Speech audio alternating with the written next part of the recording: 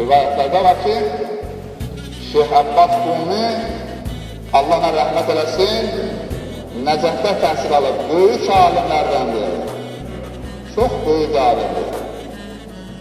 Təhsil alıb vətəndən qayıdandan sonra bir kitab yazdı. Amma o qədər təvazökarlığından o kitabın arxasından müəllifin adını yazmadı. Yəni öz adını yazmadı, bu kitabı kim yazır?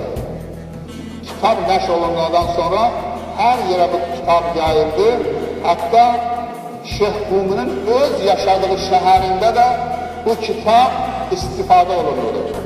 Şeyh Abbas Quminin bir qoca atası vardı.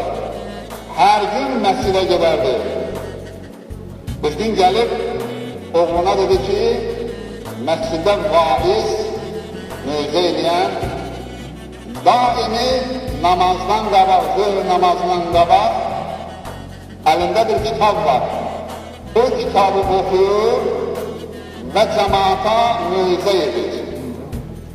Mənim də arzum oladı, kaş sən də elə bir alim olaydın ki, o kitabdan sən də çıxıb minbərdə oxuyaydın və cəmaata mövzə edəydin.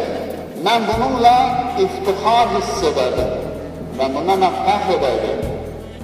Şeyh Abbas Quminin o qədər təvazökarlığı o dərəcədə idi, yenə atasına demədi ki, nəinki o kitabı oxuyub izah etmək, o kitabın müəllifi mən özüməm.